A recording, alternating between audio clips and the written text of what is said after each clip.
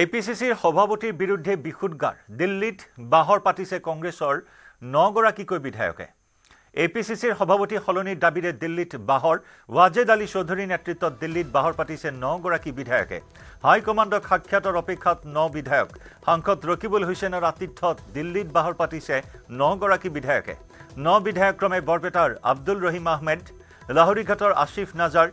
কাটিগড়াৰ খলিলউদ্দিন মজুমদাৰ উত্তৰ অভয়াপুৰীৰ আব্দুল বাটেন খন্দকাৰ গোলগঞ্জৰ সুবাহান আলী সৰকাৰ দক্ষিণ অভয়াপুৰীৰ প্ৰদীপ সৰকাৰ পূব গোৱালপাৰাৰ ৰশিদ মণ্ডল বটদ্ৰবাৰ শিৱামণি বৰা আৰু দক্ষিণ খালমাৰাৰ ডক্টৰ ৱাজেদ আলী চৌধুৰী গৌৰৱ গগৈক APCCৰ সভাপতি হিচাপে বিচাৰিছে একাংশই দিল্লীত বাহৰ পতা সন্দৰ্ভত প্ৰতিক্ৰিয়া প্ৰকাশ কৰি বিধায়িনী দলৰ নেতা দেৱব্ৰত শইকীয়াই ক'লে দিল্লীৰ নেতাক গামোচা পিন্ধোৱাত ব্যস্ত থাকিব নালাগে বিধায়ক ৰাইজৰ সৈতে থাকিব লাগে লগতে ৱাজেদ আলী চৌধুৰীয়ে CLPত খালি থকা 3টা পদ পূৰণৰ বাবেহে দিল্লীলৈ যোৱা বুলি দেৱব্ৰত শইকীয়াক অৱগত কৰিছে বুলি ক'লে বিধায়িনী দলৰ নেতাগৰাকীয়ে আমাৰ সতীৰ্থ সাংবাদিক বলেন ভট্টাচাৰ্যৰ সৈতে সংযুক্ত হৈছো বলেন সভাপতি কেন্দ্ৰিক সংঘাতে পুনৰ জুকাৰিছে কংগ্ৰেছৰ ভিতৰ চৰা কি খবৰ আছে কেহতীয়াকৈ নিশ্চয়কৈ জয়ন্ত এই মুহূৰ্তৰ আটাইতকৈ গুৰুত্বপূৰ্ণ খবৰ কিয়নো দিল্লীত বাহৰ পাতি আছে কংগ্ৰেছৰ 9 গৰাকী বিধায়ক আৰু সাংসদ ৰকিবুল হুছেইনৰ নেতৃত্বতে এই 9 গৰাকী বিধায়কে উপস্থিত হৈছে তেখেতসকলে যিকোনো প্ৰকাৰে আজি দিল্লীৰ কেন্দ্ৰীয় নেতৃত্বক সাক্ষাৎ কৰিব আৰু মূল কথাখিনি হৈছে যে প্ৰদেশ কংগ্ৰেছত খাম খোৱালি প্ৰদেশ কংগ্ৰেছত বঙহৰ যুঁজ আৰু প্ৰদেশ কংগ্ৰেছৰ সভাপতি ভূপেন বৰাৰ নেতৃত্বত আচলতে দলে যে যি ধৰণে আশা কৰিছিলে সেই ধৰণে আগুৱাব পৰা নাই গতিকে এই সকলোবোৰ দিশ সামৰি সিদ্ধান্ত গ্ৰহণ কৰিছে যে তেখেতসকলে যিকোনো প্ৰকাৰে আচলতে দলক সৈমান কৰিবলৈ চেষ্টা চলাব আৰু প্ৰদেশ কংগ্ৰেছৰ সভাপতি ভূপেন বৰাৰ স্থানত তেখেতসকলে আন সভাপতি বিচাৰিছে গতিকে ইয়াৰ বিকল্পৰূপে কি ধৰণে ব্যৱস্থা গ্ৰহণ কৰা হ'ব এই বিষয়টো তেখেতসকলে চৰ্চা কৰিবলৈ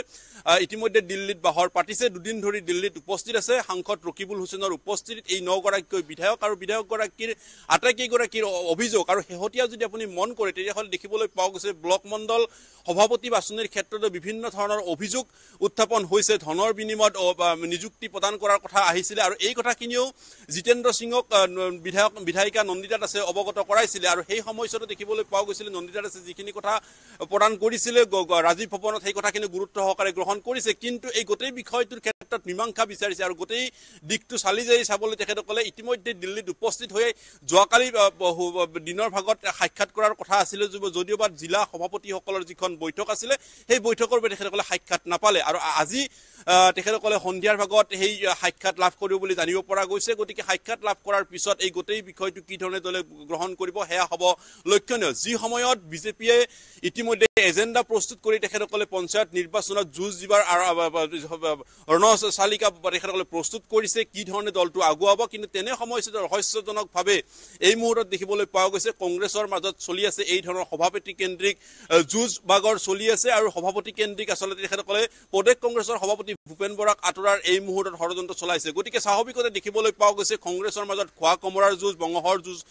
নতুন কথা নহয় দলৰ যিমানে দেখিবলৈ পোৱা গৈছে পৰাজয় ৰাভা হাছাং নিৰ্বাচনত দেখিবলৈ পোৱা গৈছে পৰাজয় আৰু তাৰ পিছতো দেখিবলৈ পোৱা গৈছে কিন্তু দলটোৱে মাথোন এতিয়া ক্ষমতাৰ আশাত ক্ষমতাৰ লালসাতে দলটোৱে এতিয়া ব্যস্ত হৈ থকা দেখিবলৈ পোৱা গৈছে বাকী সন্মুখত থকা নিৰ্বাচনসমূহৰ প্ৰতি যেন তেখেতসকলৰ ভ্ৰক্ষেপ নাই মাথোন দলৰ মাজত তেখেতসকলৰ খাও কমৰা আৰু তাৰ মাজতে দেখিবলৈ পোৱা গৈছে এতিয়া দিল্লীত বাহৰ পাতি থকা 9 গৰাকী বিধায়ক আৰু এই বিধায়কসকলে বিচাৰিছে যে কোনো কাৰণতে প্ৰদেশ কংগ্ৰেছৰ সভাপতি ভূপেন বৰাৰ নেতৃত্বত তেখেতসকলে আগুৱাব নোৱাৰে আৰু ভূপেন বৰাৰ তেখেতসকলে সলনি দাবী কৰিছে নিশ্চয় এতিয়া কেনেকুৱা হ'ব এই ছবিখন কাৰণ বিসম্বাদে ইতিমধ্যে দলটোক নিখকুটীয়া কৰি তুলিছে এজনৰ পিছত আনজন নেতাৰ দল ত্যাগ নিৰ্বাচন আহিনে দল ত্যাগৰ জোৱাৰ উঠে আকৌ এবাৰ লবি কেন্দ্ৰিক ৰাজনীতি তুংগত উঠা পৰিলক্ষিত হৈছে এজন দুজন নহয় 9 গৰাকীকৈ বিধায়কৰ এই স্থিতি শেহতীয়াকৈ নন্দিতা দাস আৰু শিৱামণি বৰাই এটা গুৰুতৰ অভিযোগ লৈ হাইকমাণ্ডৰ ওচৰত অভিযোগ দাখিল কৰিছিল এনে বিভিন্ন ধৰণৰ অভিযোগ প্ৰতি অভিযোগৰ মাজত এতিয়া পুনৰ যেন বিপদ সমাগত দলটোৰ সন্মুখত আকৌ কেইবাটাও নিৰ্বাচন আছে পঞ্চায়ত নিৰ্বাচন কাষ পালেহি সেই কথাখিনি আচলতে জয়ন্ত যি সময়ত বিজেপিয়ে দপদপে আগুৱাই তেখেতসকলে নিৰ্বাচনী যিখিনি এজেণ্ডা প্ৰস্তুত কৰিছে আৰু পঞ্চায়ত নিৰ্বাচনত ৰাইজৰ ওচৰলৈ যোৱাৰ কাৰণে তেখেতসকলে পৰিকল্পনা যুগুত কৰিছে কিন্তু তেনে অৱস্থাতে দেখিবলৈ পোৱা গৈছে যে কংগ্ৰেছৰ মাজত চলি থকা ভিতৰ যি আভ্যন্তৰীণ কণ্ডল সেই কণ্ডলসমূহে যেন পূৰ্বৰ তুংগত হৈ উঠিছে গতিকে দেখিব পোৱা গৈছে দলটোৰ ভিতৰ চৰাত চলা এই ধৰণৰ আচলতে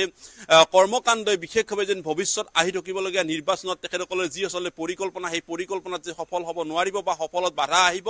এইখিনি কথা এক প্ৰকাৰ নিশ্চিত হৈ পৰিছে কাৰণ